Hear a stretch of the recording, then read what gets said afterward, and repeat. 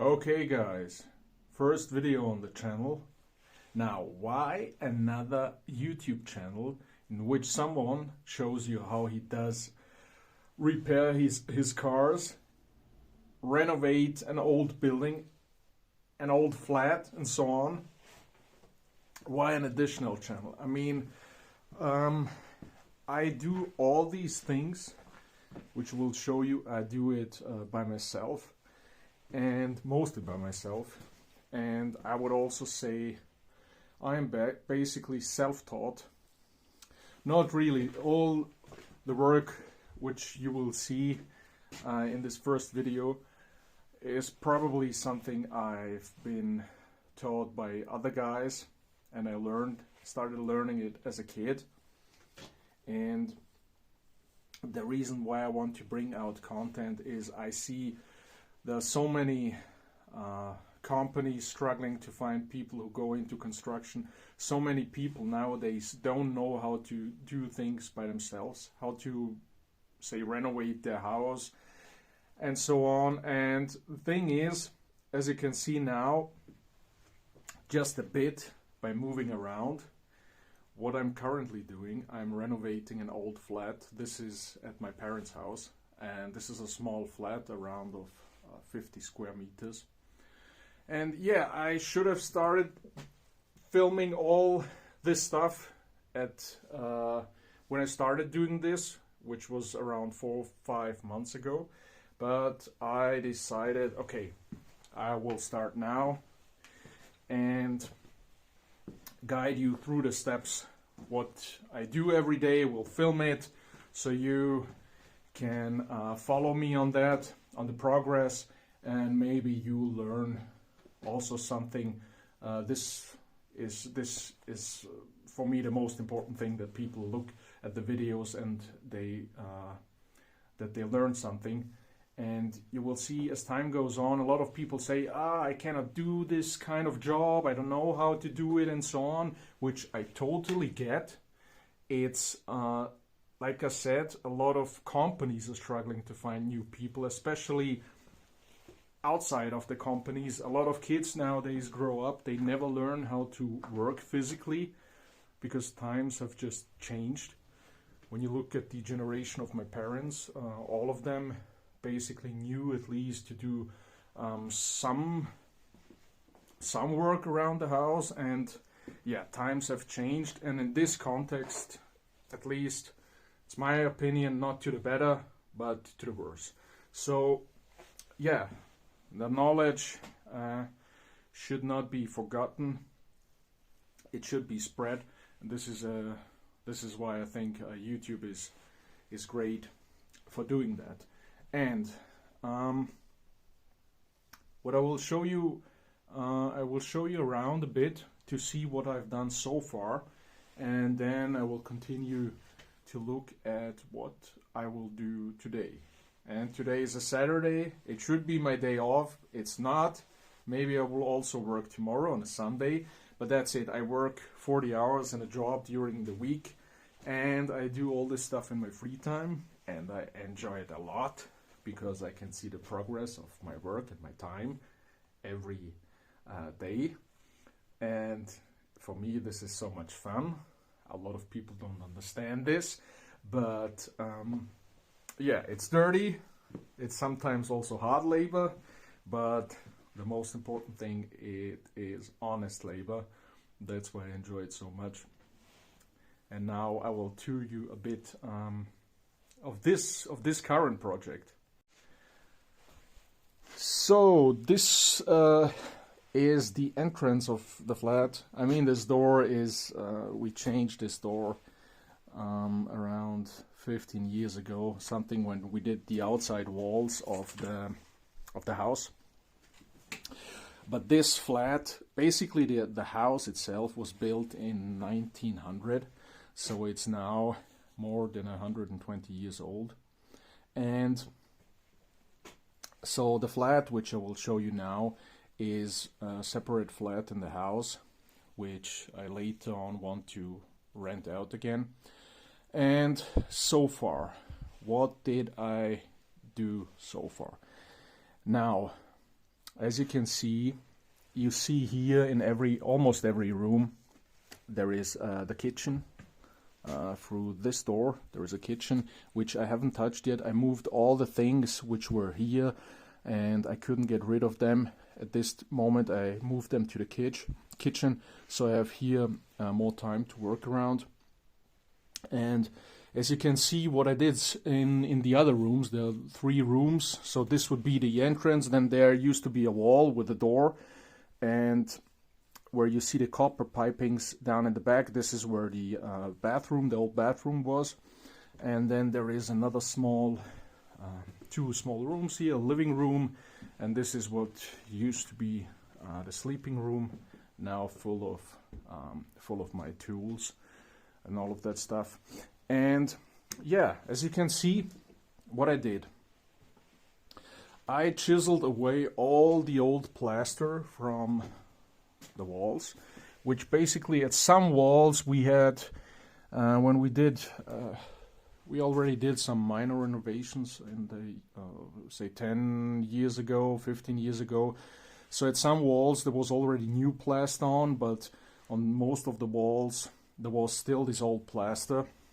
You can see, if I maybe even just with the finger where a bit of the old stuff remains.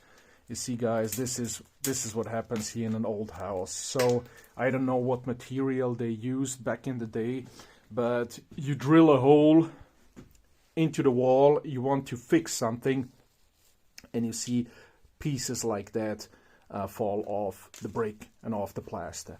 It's just, I think the material they used back in the day was not, I wouldn't say basically that it was bad, but you know, you didn't have like all the engineering which you have today, so that the quality of the material is always the same and so on. So you can see also when you work on it, on some parts of the wall, this old plaster sticks quite well. On other parts, it just falls off easily. And so yeah, when I do things, I want to do them the full way. That means I don't want to just put plaster on one part of a new plaster on one part of the wall and leave the old plaster on the rest of the walls. If I do this now and I opened up this, bigger project, then I want to do it the full way. That means I chiseled away the whole plaster of the walls and moved it outside. Currently it's lying in the garden, and honestly you would definitely underestimate how much material it is. So this flat is around 50 square meters large, and I moved out, I think, almost 10 tons of material, and this is just the plaster on the walls. And also on the ceiling, now you can see here, I'm at the ground floor right now. So on the first floor there is our living space, and this is, watch my back, this is what they used in the old buildings. Is they used all those wooden planks, those heavy planks. As you can see now, they are around 16 to 20 centimeters in width, and this is what they would put here on one side. As they would put the bricks up, they then would put those wooden frames on the walls on both sides, and then you can see it here now. Then they put this plywood on those studs, and this is how they then constructed the floor for the upper floor. So all those solid wooden studs or frames are now they are resting on the walls. Nowadays, of course, you don't do this like that no more. You pour concrete. So you would, in a similar fashion, construct a structure like this, and then pour concrete on top of it. And once the concrete solidifies on the whole floor, then you remove the wooden frame underneath. But when those old buildings were built, of course, there was not concrete readily available, or not available at all. So what you had to do is the floors in between are all wooden structures, and they are structured like that. I worked at some projects like this in which you had, in which the flat or the building was almost 500 years old. The same thing. So I think this is what they have probably used also in the buildings, maybe also 1,000 years ago, and just some of the quite old buildings, it might have been that they you would see it when you're in old buildings and they have in a cellar or something, then you will see what they did was an arch, sort of like. This is the most stable structure you can get using a ceramic material such as bricks and concrete. But then between the floors they will mostly use wooden structures, and this is a practice which has been done for several centuries so far, and this was also used in this building. And now, so I chiseled away all the plaster, and for the ceilings, what was before, so now the ceiling looks like this, but how did it look before?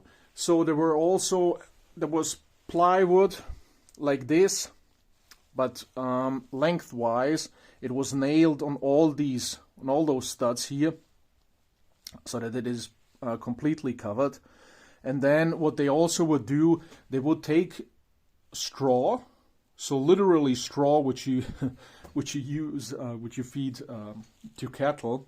So dry straw was nailed on top of this plywood, and then you would throw the plaster on the ceiling, and the straw was used to keep the plaster sticking on the ceiling. Otherwise, it would just fall off the wood, because you cannot really bond plaster to wood directly. It's basically not possible. So almost in all old buildings I've worked so far, I've seen the same, that straw was nailed on the plywood, and then the plaster was thrown on the ceiling, and the straw would keep it on the ceiling. And so when you looked at the room before, there was old plaster on the walls and old plaster on the ceiling. I chiseled it all away and took it out, and as I said, on those, so far I think I have combined around 10 tons of material, which I then have to throw away. And also one thing what I've done so far, maybe you can see it here on, I hope so. So you can see here, at least you can see here brick by brick. And thing is, as I said, so when you go into an old building in a cellar or something, you see an arch which keeps all the weight from the upper floors on the ceiling. And the arch is like the most stable structure you can construct with bricks.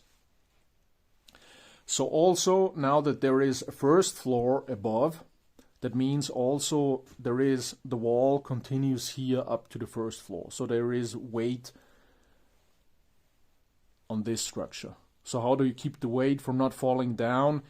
120 years ago, when this building was constructed, they would, out of bricks, make an arch structure like this. Here you can still see it, and I will leave it like that. Why? As I said, it's even more stable than the things which you could use today, and this is what you use nowadays. So nowadays, when you construct or put the bricks for the rooms up, and then you get to the part where here there used to be a door and there will still be a door, and now above this room there is above my head now. This is where the bathroom is in the first floor, and there is also a wall right here. So this part here continues up. So there is weight from above, and so somehow this weight has to be held. And also in this door we had this arch type structure, arch type frame out of bricks, but a huge part of those bricks was chiseled away. When it was chiseled away, when a new door was set in this frame. There was a smaller door, a smaller old door before that, which I try to show you. I think the older, like this. So the old doors went to this height, and then of course nowadays you want to have higher doors, and now this was supposed to be the new frame. And what they did, they chiseled away the lower part of this arch, which basically you should not do. This is, like I said, this is a structure which holds weight, and that means the mechanics have to work, and they have to hold the weight from above. So all those static structures, which are there for static support and so on, you must not touch them. You must not touch them. They are specified to a certain weight, to a certain length and so on, and you shouldn't touch them. And so that means the arch, which used to be before here, was say partially chiseled off, and not just for that door, but also here for this door. And so I was worried about this a bit, and for me, like I said, if I do something, at least to the current knowledge I have, and so far I want to do this the best way possible. So what did I do? Now, as I said, there is weight above. You see those strong wooden studs now standing here, and their weight was on the former arch. So then we have these, but I don't know in English now the right word for it, but I just call it a steel beam to support the weight from above, and one of these beams can hold 2 tons. So I have one here on this side and another one here on this side, and so I can support 4 tons of weight, which is way enough, I calculated. So this structure here, when you go above, and we have one wall above, around the whole span is around 1 meter. So above this there is approximately a weight of 1 ton, and so those 2 steel columns can easily support that. So before I started to chisel the archway, I would put those steel columns inside to support the weight, and then I started, and I put the old arch down. And what you do nowadays, instead of an arch, you have those how should I call them? I don't know in English now, but still, I mean, they are also it looks just as bricks who are somehow glued together, which they are not. The bricks, they have like an U shape. I will maybe later on in the video show you how they look. If you look here at the cross section, those bricks, they have an U shape, and then they are put together. And I think they're also maybe in production glued a bit together, and then inside this U shape they put iron beams inside, and then they pour concrete into them. So that means inside of those bricks there is a concrete structure supported with steel beams, and this is what you nowadays see in every building. No one makes an arch now. The only reason why you would do an arch is for optical reasons, because you like it, and I think I have to say, in old buildings, when you look at it, it looks beautiful. But yeah, this today. This is the standard for nowadays when you do construction. So I chiseled away the old arch, and then I think, I'm not quite sure, I think at least one of those, so one of those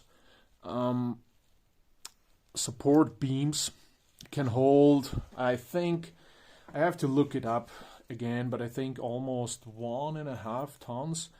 And so just one beam would hold the weight from above, but as you can see, I didn't put not just one, not just two, but 2.5. 3 I couldn't put inside because it will then be outside like that. So the middle one, I had to cut it out and to shorten it a bit, which usually you don't do, but for me it's better to put like this, say 2.5 beams inside instead of just 2. Yeah, and of course you can see left and right, they have to be on a stable support. And this was the issue once I put the arch down, that all the bricks also, which were here, came down. So, and what I usually then do, I build a wooden frame around, put a lot of steel beams inside the structure. This I will show you later on, because I have a similar thing to do on another part. And then I poured into the wooden frame. I poured concrete inside, let it dry over the night or for 2 days, and then I put the wooden structure away. And now this concrete here is drying. I think I did this 3 weeks ago. So this concrete support, and above the studs, or this brick support beams, I put them in 2 weeks ago. Yeah, and then there was a hole up to this structure. There is also wooden. I was lucky with that. There was already a strong wooden beam additionally. Now you cannot see it anymore, but it went from here all the way down to there. And so, but still, when I put this, there was a hole inside here. I had to close it with some additional bricks, and then I threw the plaster on this to close it down. You can see it here, the same way on the other side. And this is what I was telling you about. So here you can see this wooden beam, which I mentioned. And in order for this plaster to stick on the wood, there is something I found already a couple of years ago. You can buy it. I will show you. Here I have it. You see, this is nice. This is cool. So usually, what do people use this for? This is just, you see, like an iron steel mesh with some brick pieces on it. And what you can do now, you can cut this mesh as needed. And then I use this mesh to nail it on the wood structure. And then I threw the plaster on. And guys, I have to tell you, this is the best way for me so far to do it. The only reason here on this part, I think it was a bit... the material was a bit too soft, so it flew down again. And you can see here maybe some cracks because maybe I put a bit too much water into the plaster, but not a big deal. We still have later on, when we do the new plaster, we have to put a lot of material on all of this. I might then chisel this bit away, that the new material, once it sticks, that this then can close without any cracks. And also you can see it here. It was the same thing here. There was this arch which has also been chiseled away so that the door can the new door can fit inside, which was this frame for the door. And yeah, as I said, those are things which I don't like to see and I don't feel really comfortable with it. And thing is now I again here also did the same, poured concrete here, poured concrete there. Everything is supported also inside the concrete with, of course, steel rods. The steel rods are glued into the brick. This I will show you later. And then I put the support beams on top, and this is how I can feel safe and have a good sleep without any headaches that something might happen or could happen. And yeah, so also one surprise. Not one surprise. Usually when you work around an old house, of course, you will see a lot of surprises which you could not have planned before. And so always be open for something which you haven't planned and that maybe will cost you not just additional cost but also additional time when you work on that. And that specifically in this room, it was the following. Now, all these beams here, as you can see, they're somehow standing on one side of the wall, on the other side of the wall. That's how it's supposed to be done. That's how they did this work. Like I said, several centuries ago. And now, one thing which I saw after I put the whole ceiling down.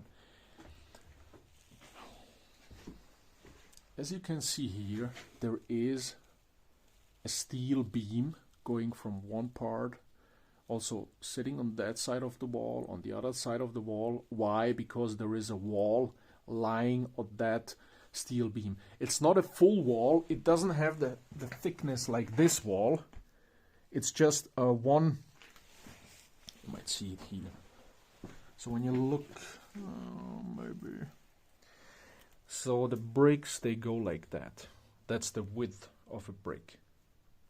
And the thing is, this wall here above this iron beam, steel beam, has just this small thickness. So the wall upside is considerably lighter than a full structural wall, because this wall separates the bathroom from the kitchen.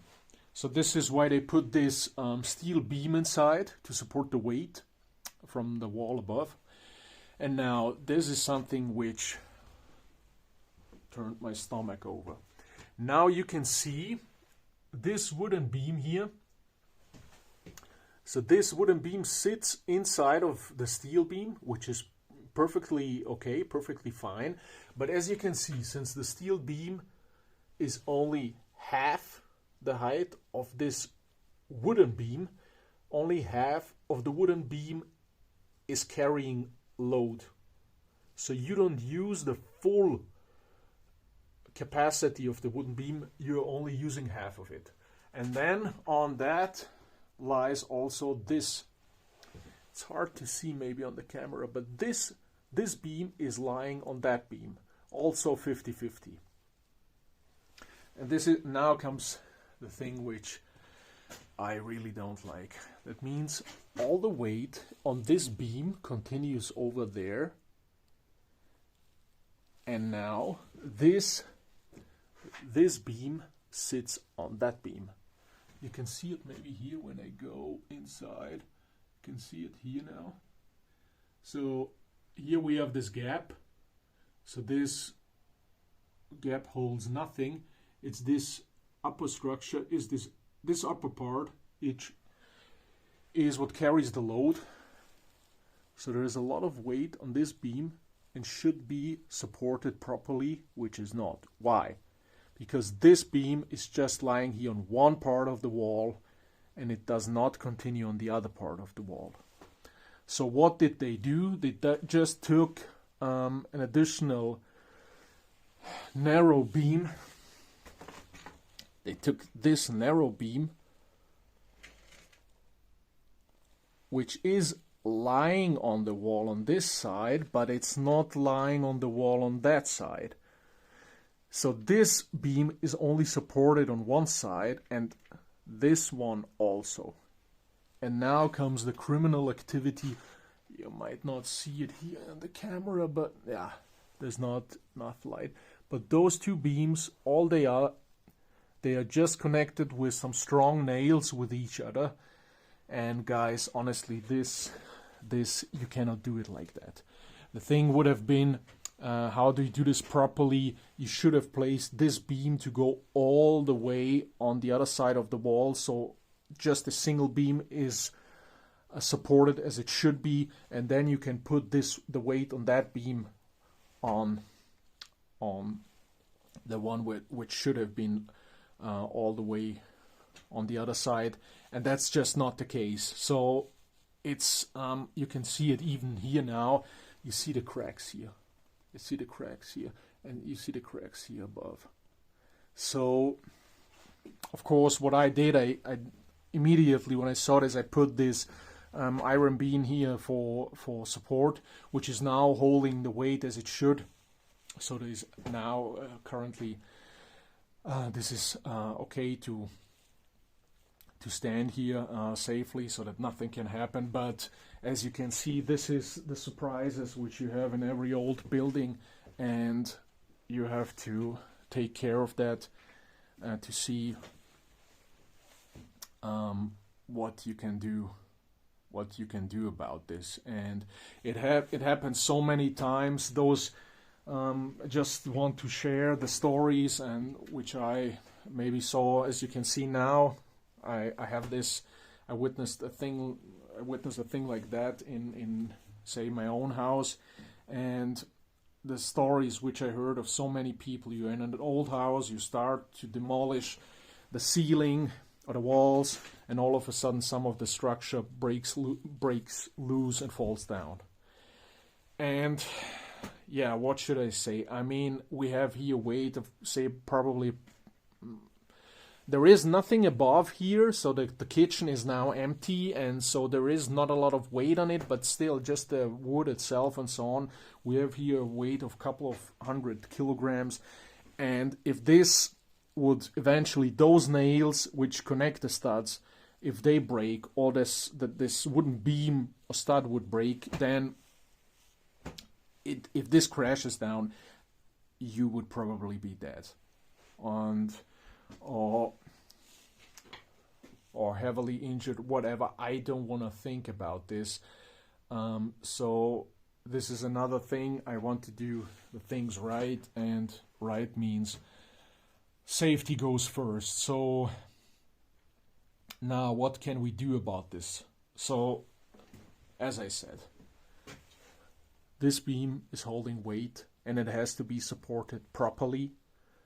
So the weight has to sit on something properly, which it does now. So we cannot leave this one, we cannot leave in here, but we can do something else. And what we can do, the same way this iron beam is here,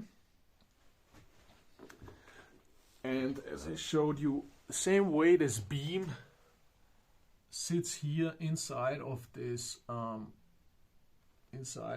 iron beam, the same we will do on this side. So the iron beam, I ordered it, it was delivered 2 days ago, and now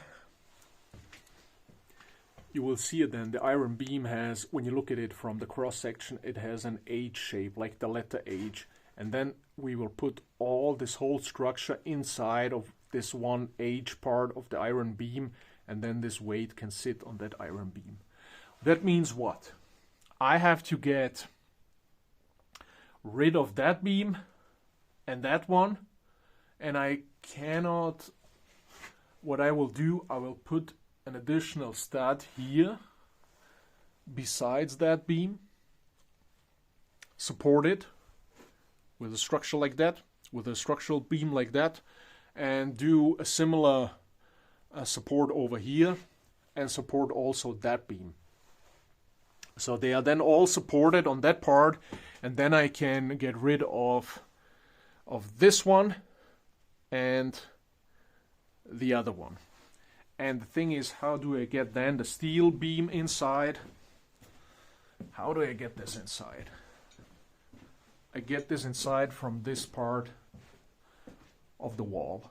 So you see I marked it already with some spray, so I have to break a hole through that wall, and then I will lift the beam. It weighs around 80 kilograms, so I will lift it then up with this, I don't know, I will look up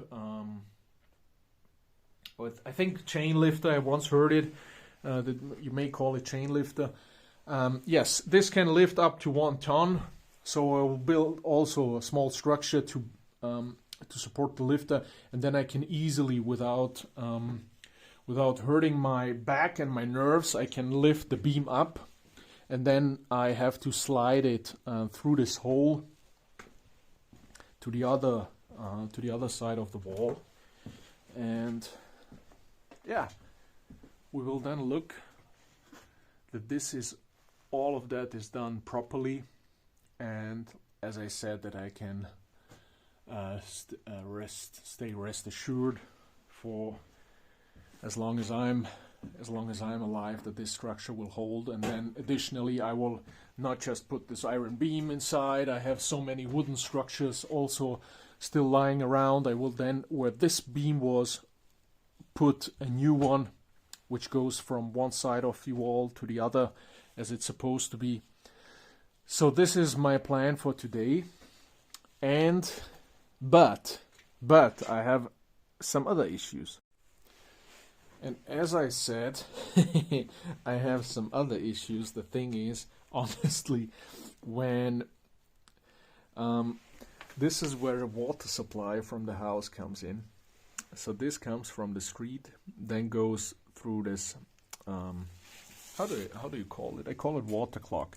It's basically where the consumption of the water is measured and read by the authorities, and then the water spreads through the water pipes in the house. And this, guys, just in this room, it's quite a mess. And I don't want to blame the plumbers who did this back in the day, because they did it for a certain reason. So yeah, it's a bit, I would say, chaotic. So we have cold water coming somewhere here. It's under the ground. Cold water coming up here and going through that pipe, which is completely rusty. So I knew that there was something. I could still remember that as a kid, that me and my father worked around this, and that there was something. I couldn't remember what it was. Now I know that there was a pipe, which I haven't checked yet, but I'm quite sure there has to be pressure on that one. I think so. And you see, guys, this is a ticking time bomb. So if I wouldn't have opened that up, I don't know what could have happened. I might have gotten the worst water damage in this apartment. So anyway, cold water goes up all the way to the first floor. To tell you the truth, I renovated the first floor already. I never saw a pipe in this section. So I don't know where this pipe goes. This is for the water, which then goes for the drain. So I don't know. Also, I've never seen this pipe somewhere upstairs. So, okay, there's cold water going up somewhere. And then there is another water pipe for cold water coming down, going all the way over here. Then, yeah, you see here, this is where the water was for the toilet in the old bathroom. And then it continues here to the shower. So the blue one is the cold water line. We continue. Then here, this was for the washing machine. And then here where I now put this valve here. So I can have water for mixing the plaster and so on. This is where the water pipe for the sink was. So yeah, it does not make really sense, so that somehow a pipe goes up and goes down and then you spread it through this room. You could have taken it directly from here over here, and additionally on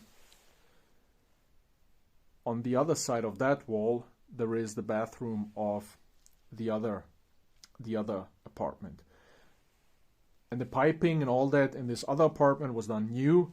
This you can see here on those pipes.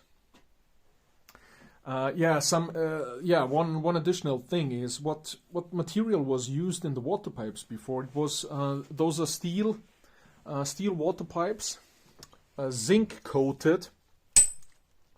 So they are you coat them for zinc to be corrosion resistant, or at least at this environment where you use plaster material and so on. If they're zinc coated, then they remain resistant. They remain resistive against corrosion. And you can see here now there is also, then before you plaster it, you put some sort of wool tape around it that's to prevent condensation during as you work and so on, that there are no condensation forms, no droplets of water form and then remain maybe here and so on. And also a bit, it reduces also the noise a bit when the water flows through the pipes. But so there were steel pipes used, and to tell you the truth, yeah, that was, say, the new version of steel pipes. And I think what they used before they used steel pipes were lead pipes, which, yeah, I think in most buildings they have been remained or should be remained.